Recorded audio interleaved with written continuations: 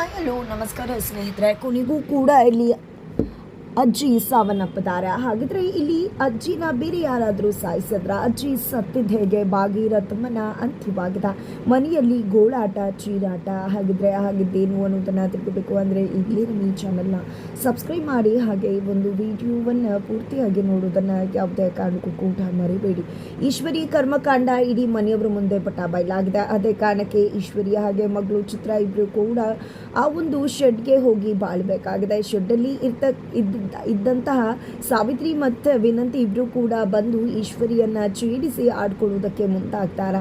ಈ ಕಡೆ ಪಾಪ ಅವ್ರಿಗೆ ಇಲ್ಲಿರುವುದಕ್ಕೆ ಕಷ್ಟ ಆಗತ್ತೆ, ಹಾಗೆ ಹೀಗೆ ಅಂತ ಸಾವಿತ್ರಿ ಹೇಳಿ ಅಲ್ಲಿಂದ ಹೋಗಬೇಕಾದ್ರೆ ಚುಟ್ಕಿ ಹೊಡೆದು ಸಾವಿತ್ರಿಯನ್ನು ನಿಲ್ಲಿಸ್ತಾರೆ. ಸುಮ್ಮನೆ ಮೇರಿಬೇಡ, ನಗ್ತಾ ಇದೆಯಲ್ವ, ನಮ್ಮ ಪರಿಸ್ಥಿತಿಯನ್ನು ನೋಡಿದ್ದೆ, ನೀನು ಅಂದ್ಕೊಂಡದನ್ನು ಸಾಧಿಸ್ಬಿಟ್ಟೆ, ನೀನು ಅಂದ್ಕೊಂಡಾಗ ಆಯಿತು, ಕೊನೆಗೂ ಕೂಡ ನನ್ನ ಬಂಡವಾಳ ಹೊರಗಡೆ ಬಂತು ಅಂತ ಹೇಳಿ ಖುಷಿ ಪಡ್ತಿದ್ಯಾ. ಇದು ಎಷ್ಟು ದಿನ ಅಂತ ಅಂದ್ಕೊಂಡಿದ್ದೆ, ಸ್ವಲ್ಪ ಸಮಯ ಮಾತ್ರನೇ, ಖಂಡಿತ ಇಲ್ಲಿಂದ ನಾನು ಬಂದೇ ಬರ್ತೀನಿ, ನೋಡ್ತಾ ಇರು ಇನ್ನು ಮುಂದೆ ಹೇಗಿರುತ್ತೆ ಅಂತ ಹೇಳಿ. ತುಂಬ ಮೆರಿತಾ ಇದೆಯಾ, ಸ್ವಲ್ಪ ಮೆರವಣಿಗೆ ಮಾಡ್ತಿರೋದಕ್ಕೆ ಸ್ವಲ್ಪ ಫುಲ್ ಸ್ಟಾಪ್ ಕೊಡು, ಇಲ್ಲ ಅಂದರೆ ಖಂಡಿತವಾಗ್ಲೂ ಕೂಡ ನಿನ್ನ ಅಟ್ಟಹಾಸವನ್ನು ಮುರಿಯೋದಕ್ಕೆ ನಾನು ಸಿದ್ಧವಾಗಿರ್ತೀನಿ ಅಂತ ಹೇಳಿ ಈಶ್ವರಿ ಸಾವಿತ್ರಿಗೆ ಟಕ್ಕರ್ ಕೊಡ್ತಾರೆ. ಯಾವುದಕ್ಕೂ ಕೂಡ ಸಾವಿತ್ರಿ ಮತ್ತು ವಿನಂತಿ ಜಗ್ಗೋದು ಇಲ್ಲ, ಬಗ್ಗೋದು ಇಲ್ಲ. ತದನಂತರ ಇತ್ತ ಕಡೆ ಸೊಸೆ ಆಗಿರ್ತಕ್ಕಂಥ ವಿದ್ಯಾ ಜೊತೆ ಮಾತಾಡಬೇಕು ಅಂತ ಹೇಳಿ ಅಜ್ಜಿ ಬಯಸ್ತಾರೆ. ಯಾಕಂದರೆ ಇಲ್ಲಿ ಅಜ್ಜಿಗೆ ನಿದ್ರೆ ಬರುವುದಿಲ್ಲ, ನಿದ್ರೆ ಮಾಡ್ತಿಲ್ಲ. ಬಟ್ ಇಲ್ಲಿ ಅಜ್ಜಿ ಜೊತೆ ಮಾತಾಡಬೇಕು, ಅವ್ರಿಗೆ ದುಡ್ಡು ಕೊಡಬೇಕು ಅಂತ ಹೇಳಿ ತನ್ನ ಒಂದು ತಂಗಿಯಾಗಿ ಮನೆಯಲ್ಲಿ ಇರ್ತಕ್ಕಂಥ ಚಂಪಾ ಜೊತೆ ಮಾತನಾಡ್ತಾಳೆ. ನಂತರ ಚಂಪಾ ಜೊತೆ ಬಂದು ಅಜ್ಜಿಯನ್ನು ಭೇಟಿ ಆಗ್ತಾಳೆ. ಅಜ್ಜಿ ಹತ್ರ ಬಂದು ಏನಿದು ಅಜ್ಜಿ, ಈ ರೀತಿ ನಿದ್ರೆನೇ ಮಾಡ್ತಿಲ್ವಲ್ಲ, ಯಾಕೆ ಅಂದಾಗ ನಿದ್ರೆ ಎಲ್ಲಮ್ಮ ಬರುತ್ತೆ, ನನಗೆ ನಿದ್ರೆ ಖಂಡಿತ ಬರುವುದಿಲ್ಲ ಅಂತ ಹೇಳ್ತಾರೆ. ಸರಿ ಆಯಿತು, ಈ ದುಡ್ಡನ್ನು ತಗೊಳ್ಳಿ ಅಂದಾಗ ಏನಿದು ದುಡ್ಡು, ಈ ದುಡ್ಡನ್ನು ನನಗೆ ಯಾಕೆ ಕೊಡ್ತಿದ್ಯಾ ಅಂತ ಅಜ್ಜಿ ಕೇಳ್ತಾರೆ. ಅವತ್ತೇ ನಾನು ಈ ಮನೆಗೆ ಬರೋಕ್ಕೂ ಮುನ್ನನೇ ಹೇಳಿದ್ದೆ ಅಲ್ವಾ, ನಾನು ದುಡ್ಡು ಕೊಡ್ತೀನಿ, ನೀವು ಆ ದುಡ್ಡನ್ನು ತಗೋಬೇಕು, ತೊಗೊಂಡ್ರೆ ಮಾತ್ರ ನಾನು ಈ ಮನೆಯಲ್ಲಿ ಇರ್ತೀನಿ, ಇಲ್ಲ ಇರೋದಿಲ್ಲ ಅಂತ. ಅದೇ ಕಾರಣಕ್ಕೆ ದುಡ್ಡು ಕೊಡ್ತಿರೋದು, ತಗೊಳ್ಳಿ ಅಂದಾಗ ಏನು ಮಾತಾಡ್ತಿದ್ಯಾ ನೀನು, ತಲೆ ಕೆಟ್ಟಿದ್ಯಾ ನಿನಗೆ, ನಿನ್ನ ಮನೆಗೆ ನೀನೇ ದುಡ್ಡು ಕೊಡೋದಾ, ನಾನು ತಗೊಳ್ಳೋದಿಲ್ಲ ಅಂತ ಹೇಳ್ತಾರೆ. ಏನು ಮಾತಾಡ್ತಿದ್ರ ಅಜ್ಜಿ, ಇದು ನನ್ನ ಮನೆನಾ, ನನ್ನ ಮನೆ ಹೇಗಾಗಕ್ಕಾಗತ್ತೆ ಅಂತ ಹೇಳಿದಾಗ ದಯವಿಟ್ಟು ಯೋಚನೆ ಮಾಡು, ಯಾಕೆ ರೀತಿಯೆಲ್ಲ ಹಠ ಮಾಡ್ತಾ ಇದೆಯಾ, ದಯವಿಟ್ಟು ಇದು ನಿನ್ನ ಮನೆನೇ ತಾನೇ ಅಂತ ಹೇಳಿ ಅಜ್ಜಿ ಹೇಳ್ತಾರೆ. ಇಲ್ಲ ಅಜ್ಜಿ, ಇದು ಯಾವತ್ತೂ ನನ್ನ ಮನೆ ಆಗಿತ್ತು, ಆದರೆ ಈಗ ನನ್ನ ಮನೆ ಅಲ್ಲ. ಯಾವಾಗ ನಾನು ಈ ಮನೆಯಿಂದ ಹೊರಟ್ನೋ, ಯಾವಾಗ ನಿಮ್ಮ ಮೊಮ್ಮಗ ನನ್ನ ಮಗು ಮೇಲೆ ಅನುಮಾನ ಪಟ್ಟರೋ, ಆ ಕ್ಷಣನೇ ನನಗೆ ಈ ಮನೆ ನಂದಲ್ಲ ಅಂತ ಅನ್ನಿಸ್ಬಿಡ್ತು. ಯಾವುದೇ ಕಾರಣಕ್ಕೂ ಇದು ನನ್ನ ಮನೆ ಆಗೋದಕ್ಕೆ ಸಾಧ್ಯ ಇಲ್ಲ. ನಾನು ಈ ಮನೆಯಲ್ಲಿ ಇರೋದೇ ಅವ್ರಿಗೋಸ್ಕರ ಅಲ್ಲ, ನನ್ನ ಮಗುಗೋಸ್ಕರ, ನನ್ನ ಮಗುಗೆ ಅಪ್ಪ ಬೇಕು ಅನ್ನೋದಕ್ಕೋಸ್ಕರ. ಅದಕ್ಕೆ ಹೊರತಾಗಿ ಬೇರೆ ಯಾವುದೇ ಉದ್ದೇಶ ಇಲ್ಲ ನಾನಿಲ್ಲಿರೋದಕ್ಕೆ. ಅಲ್ಲಿ ಜಡ್ಜ್ ಹೇಳಿದ್ರು ಅನ್ನೋ ಕಾರಣಕ್ಕೆ ನಾನು ಇಲ್ಲಿರೋದಕ್ಕೆ ಒಪ್ಕೊಂಡೆ. ಜೊತೆಗೆ ಇಲ್ಲಿ ಇರಬೇಕು ಅಂದರೆ ದುಡ್ಡು ಕೊಡ್ತೀನಿ ಅಂತ ಕೂಡ ಹೇಳಿದ್ದೆ. ನೀವು ದುಡ್ಡು ಇಸ್ಕೋತೀನಿ ಅಂದದಕ್ಕೆ ನಾನು ಒಪ್ಕೊಂಡಿದ್ದು, ಇಲ್ಲ ಅಂದರೆ ನಾನು ಒಪ್ಕೋತಾ ಇರಲಿಲ್ಲ ಇಲ್ಲಿರೋದಕ್ಕೆ. ಈಗಲೂ ಅಷ್ಟೇ, ನೀವೇನಾದರೂ ದುಡ್ಡು ತೊಗೊಳ್ಳಿಲ್ಲ ಅಂದರೆ ನಾನು ಹಾಗೆ ನಮ್ಮ ಮನೆಗೆ ಹೊರಟು ಬಿಡ್ತೀನಿ ಅಂತ ಹೇಳ್ತಾರೆ.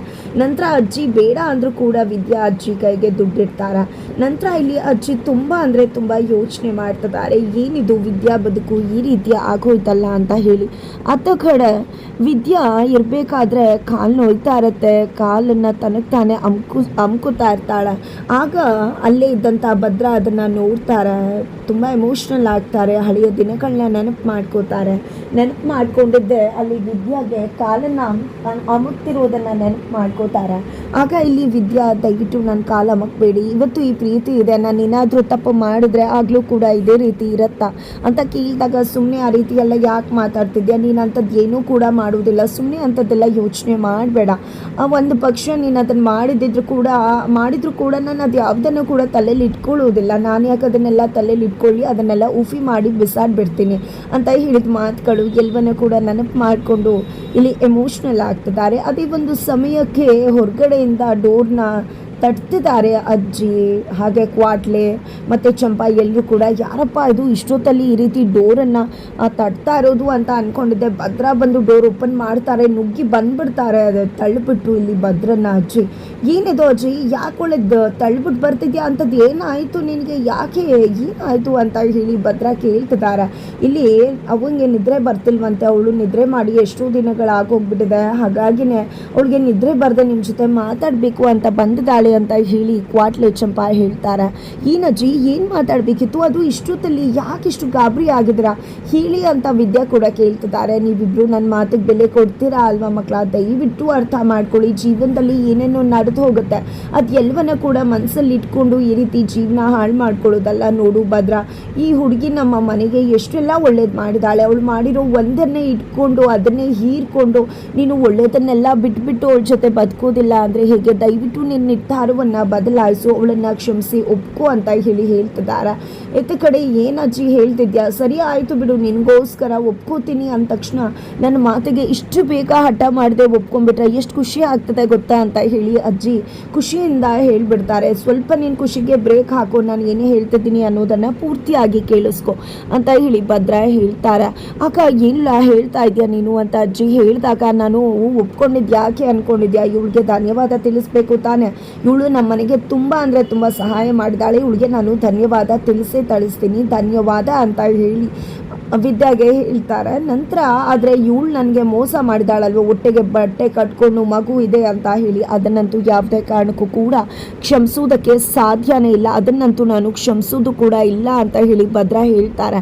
ಇವ್ರು ಹೆಂಗೆ ಕ್ಷಮಿಸೋದು, ನಾನು ಕೂಡ ಕ್ಷಮಿಸೋದಿಲ್ಲ, ನೋಡು ಅಜ್ಜಿ ಇವ್ರ ಜೊತೆ ಬದುಕೋ ಆಸೆ ನನಗೇನಿಲ್ಲ ಅಂತ ವಿದ್ಯಾ ಹೇಳ್ತಾರೆ. ನೀನು ಕೂಡ ಸರಿಯಾಗಿ ಕೇಳಿಸ್ಕೋ ಅಜ್ಜಿ, ನನಗೂ ಕೂಡ ಇವಳ ಜೊತೆ ಬದುಕೋ ಆಸೆ ಇಲ್ಲ, ಸುಮ್ಮನೆ ನೀನು ಏನೇನೋ ಕನಸನ್ನು ಕಾಣಬೇಡ ಅಂತ ಹೇಳಿ ಇಲ್ಲಿ ಭದ್ರ ಕೂಡ ಅಜ್ಜಿಯ ಆಸೆಗೆ ತಣ್ಣೀರು ಎರಚ್ತಿದ್ದಾರೆ. ಏನಿದು ಈ ರೀತಿಯೆಲ್ಲ ಮಾತಾಡ್ತಿದ್ರಲ್ಲ ಅಂತ ಅಜ್ಜಿ ಕೇಳಿದಾಗ, ಇದೇ ನಮ್ಮ ಕೊನೆ ನಿರ್ಧಾರ, ಯಾವುದೇ ಕಾರಣಕ್ಕೂ ಇವಳ ಜೊತೆ ಬಾಳ್ವೆ ಮಾಡೋದಂತೂ ಅಸಾಧ್ಯ ಅಂತ ಹೇಳಿ ಇಲ್ಲಿ ಭದ್ರ ಹೇಳ್ತಿದ್ದಾಗೆ ವಿದ್ಯಾ ಕೂಡ, ಹೌದು ನನಗೂ ಕೂಡ ಇವ್ರ ಜೊತೆ ಬಾಳ್ವೆ ಮಾಡೋದಕ್ಕೆ ಇಷ್ಟ ಇಲ್ಲ, ನನ್ನ ಬದುಕಲ್ಲಿ ಇವರ ಅಧ್ಯಯನ ಮುಗ್ದೋಯ್ತು ಅನ್ನೋ ರೀತಿಯಲ್ಲಿ ಇಲ್ಲಿ ವಿದ್ಯಾ ಕೂಡ ಮಾತನಾಡ್ಬಿಡ್ತಾಳೆ. ಇದರಿಂದ ಅಜ್ಜಿ ಕುಸಿದು ಹೋಗ್ತಾರೆ, ಮನೆಗೆ ಬರ್ತಾರೆ, ಮನೇಲಿ ಕೂತ್ಕೊಂಡಿದ್ದಾರೆ. ಆ ಮೌನವರು ಬಂದಿದೆ ಅತ್ತೆ, ನಂಗೆ ಅರ್ಥ ಆಗುತ್ತೆ ನಿಮ್ಗೆ ಯಾಕೆ ನಿದ್ರೆ ಬರ್ತಿಲ್ಲ ಅಂತ, ಆರೋಗ್ಯ ಹಾಳಾಗುತ್ತಲ್ವ, ಸುಮ್ಮನೆ ಯಾಕೆ ಎಚ್ಚರ ಆಗಿದ್ದೀರಾ, ಏನಾಗಬೇಕು ಎಲ್ಲ ಕೂಡ ಒಳ್ಳೇದಾಗತ್ತೆ, ಸುಮ್ಮನೆ ಗಾಬರಿ ಮಾಡಿಕೊಂಡು ಆರೋಗ್ಯ ಹಾಳು ಮಾಡ್ಕೋಬೇಡಿ, ಹೋಗಿ ಮಲ್ಕೊಳ್ಳಿ ಅಂದಾಗ ಏನೇ ಮಾಡಿದ್ರು ನಿದ್ರೆ ಬರುವುದಿಲ್ಲ ಮೋನ, ಈ ಕಡೆ ಮಲ್ಕೋಬೇಕು ಅಂದರೂ ನಿದ್ರೆ ಬರ್ತಿಲ್ಲ, ಬರೀ ಯೋಚನೆನೇ ಆಗಿಬಿಟ್ಟಿದೆ ಅಂತ ಹೇಳಿ ಅಜ್ಜಿ ಭಾವಿಸ್ತಾರೆ. ತದನಂತರ ಇಲ್ಲಿ ಅಜ್ಜಿ ಮೊಮ್ಮಕ್ಕಳು ಜಗಳ ಆಡೋದನ್ನು ನೋಡ್ತಾರೆ. ತನ್ನ ಕೊನೆಯ ಆಸೆ ಏನು ಅನ್ನೋದನ್ನು ತನ್ನ ಮಗನಿಗೆ ಪತ್ರದಲ್ಲಿ ಬರೆದು ತಿಳಿಸ್ತಾರೆ. ನಂತರ ಬೆಳಗ್ಗೆ ಆಗತ್ತೆ, ಚಂಪಾ ಬಂದು ಅಜ್ಜಿಯನ್ನು ಎಬ್ಸೋಕೆ ಅಂತ ಬರ್ತಾಳೆ. ಬಟ್ ಅಜ್ಜಿ ಎಚ್ಚರ ಆಗುವುದಿಲ್ಲ. ಮಾವ ಎಲ್ಲರೂ ಕೂಡ ಕರ್ಕೊಂಡು ಬರ್ತಾಳೆ. ಈ ಕಡೆ ಎಚ್ಚರ ಮಾಡಿದ್ರು ಎಚ್ಚರ ಆಗದೆ ಇದ್ದಾಗ ಡಾಕ್ಟರ್ ಕರೆಸ್ತಾರೆ. ಡಾಕ್ಟರ್ ಬಂದು ಅವರು ತೀರ್ ಹೋಗಿದ್ದಾರೆ ಅಂತ ಹೇಳ್ತಾರೆ. ಈ ಮಾತನ್ನ ಕೇಳಿದೆ ನಿಜಕ್ಕೂ ಅಜ್ಜಿ ಶಾಕ್, ಅಜ್ಜಿ ಸತ್ತಿರೋದನ್ನ ಕೇಳಿದೆ. ಇಲ್ಲಿ ಶಿವರಾಮೇಗೌಡರು, ಭದ್ರ ಎಲ್ಲರೂ ಕೂಡ ಕಣ್ಣೀರು ಹಾಕ್ತಿದ್ದಾರೆ. ಆ ಕಡೆ ಚಂಪಾ ಕೂಡ ವಿದ್ಯಾಗೆ ಕಾಲ್ ಮಾಡಿ ಈ ರೀತಿ ಅಜ್ಜಿ ನಮ್ಮನ್ನ ಬಿಟ್ಟು ಹೋಗ್ಬಿಟ್ರು ಅಂತ ಹೇಳಿದ್ದೆ. ವಿದ್ಯಾಳನ್ನ ಕರೆಸ್ಕೋತಾರೆ. ವಿದ್ಯಾ ಕೂಡ ಗಾಬರಿಯಿಂದ ಓಡ್ ಬರ್ತಾಳೆ, ಕಣ್ಣೀರು ಹಾಕ್ತಿದ್ದಾರೆ. ಕೊನೆಗೂ ಭದ್ರ ವಿದ್ಯಾ ಒಂದಾಗಬೇಕು ಅನ್ನೋದು ಅಜ್ಜಿ ಆಸೆ ಆಗಿತ್ತು ಅನ್ನೋದು ಪತ್ರದ ಮುಖಾಂತರ ಗೊತ್ತಾಗತ್ತೆ. ಅಜ್ಜಿ ಮುಂದೆನೆ ಅವರಿಬ್ರು ಕೂಡ ಪ್ರಮಾಣ ಮಾಡಿ ತಾವು ಜೊತೆಯಾಗಿ ಇರ್ತೀವಿ ಅಂತ ಹೇಳಿ ಪ್ರಮಾಣ ಮಾಡಿ ಜೊತೆಯಾಗಿ ಬದುಕೋದಕ್ಕೆ ಒಪ್ಪಿಗೆಯನ್ನು ಕೊಡ್ತಿದ್ದಾರೆ. ಹಾಗಿದ್ರೆ ಮುಂದೆನೇ ಆಗುತ್ತೆ, ಮುಂದಿನ ವಿಡಿಯೋ ನೋಡಿ.